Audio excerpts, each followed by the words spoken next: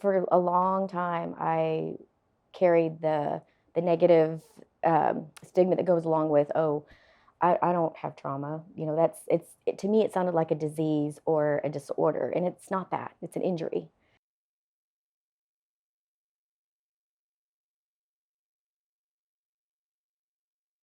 And that's something that I had to come to terms with and accept. Hey, you were injured as a kid. And food was part of it. We didn't have dinner time at the table as a family. We sure as hell tried, but there was a lot of domestic violence within the home. Food was often used as an apology. Anytime I would get in trouble for whatever, not cleaning my room, um, my my mom would be physical with me, and her way of apologizing would be is to hand me a tortilla with butter, just wrapped up with a paper towel, and I would sit there and eat it, just sobbing. But that was her apology. That was her way of showing me that she was sorry. But those words actually never came out of her mouth. I was raised by an alcoholic parent, and so of course when I got to the legal drinking age, my whole life I never wanted to drink. And then I turned 21 and it seems like that's what all my friends were doing, and I just kind of fell into it, like many people have before.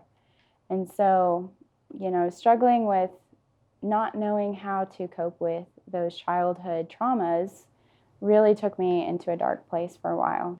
Forever, it was just something I didn't talk about, that I felt ashamed of, or I felt like you needed to hide that or not know that anything about me, which is common with children who grow up in homes with addiction, is this sense of having to cover for the adults in the home. And you learn to shapeshift and be what somebody needs you to be out of your own sort of safety. I am a survivor of sexual assault, and so that's been, for better or for worse, pieces of my story. And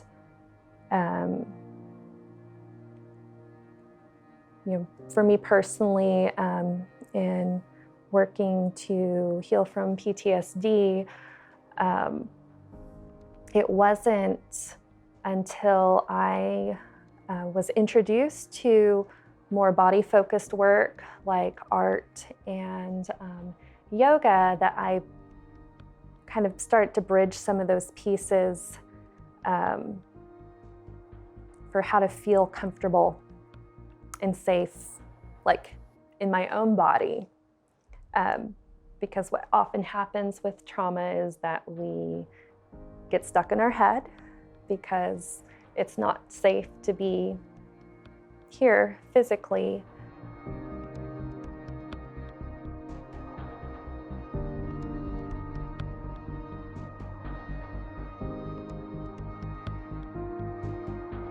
In 2016, I was 12 years old, and I was sexually assaulted by a boy who was 15.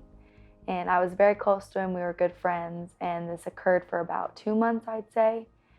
And then it got out, and as a 12-year-old, I mean, you have no idea about any of that stuff. It took me a long time to realize that it wasn't my fault.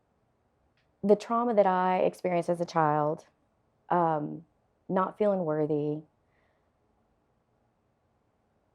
I did bring that into my adulthood, thinking, I'd see a thin, lovely young lady, and I would look at her and I would say to myself inside, I don't deserve to look like that.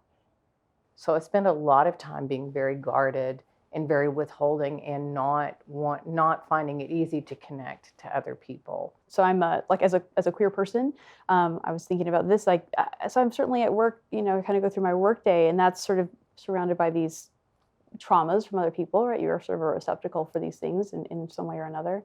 And then I go home to my own life, and I have sort of like the never-ending sort of baseline of my own trauma, and also just existing in a space that is not accepting always of folks like me. So then there's that, and then that never gets to get turned down. So it's always just here. I think it felt a terror of being invisible. I remember writing that a lot.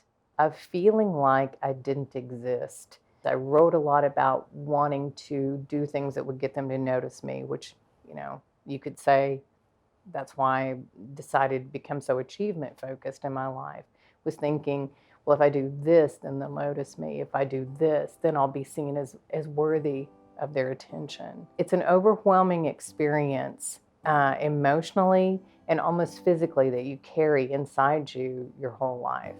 And you sort of spend your adulthood learning to unwind all the trauma wrapped around that traumatized child.